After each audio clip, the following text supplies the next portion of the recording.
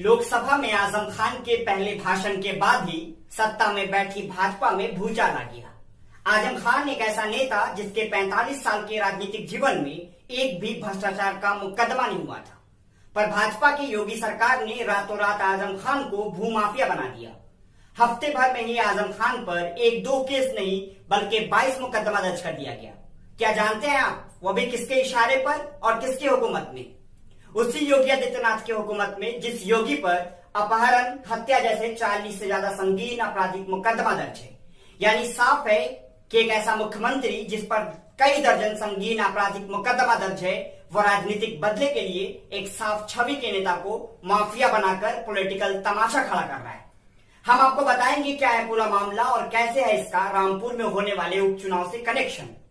आदाब, मैं हूं अंजर आफाक और आप देख रहे हैं पॉलिटिकल तमाशा। आजम खान उत्तर प्रदेश की राजनीति का एक बड़ा नाम है। समाजवादी पार्टी के कद्दावर नेता होने के साथ रामपुर से लोकसभा सांसद है। राजनीति से अलग हटकर इनका दूसरा परिचय यह है कि ये मौलाना मोहम्मद अली जौहर यूनिवर्सिटी के संस्थापक भी है। दरअसल मामला भी इसी यूनिवर्सिटी से जुड़ा हुआ है। आजम खान पर इस यूनिवर्सिटी के लिए जमीन हथियाने का आरोप लगाते हुए स्थानीय लोगों ने FIR दर्ज कराया है। आजम खान के साथ एक और नाम इस केस से जुड़ा हुआ है, वो है सर्कल ऑफिसर अली हसन खान का। आजम खान और अली हसन पर आरोप है कि इन दोनों ने किसानों की जमीन को हड़प कर यूनिवर्सिटी बनाई। तो अब सवाल ये उठता है कि जौहर यूनिवर्सिटी बनी कब?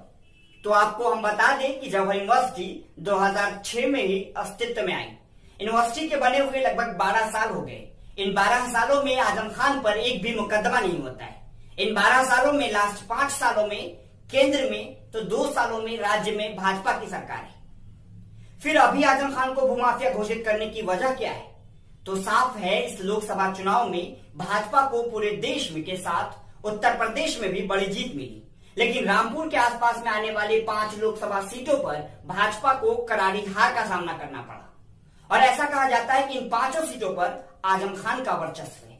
शायद आजम खान की इसी वर्चस्व से घबराई योगी सरकार आजम खान की छवि को धूमिल करने पर लग गए और भाजपा इसी छवि का इस्तेमाल करके रामपुर में होने वाले उपचुनाव को जीतना चाहती है।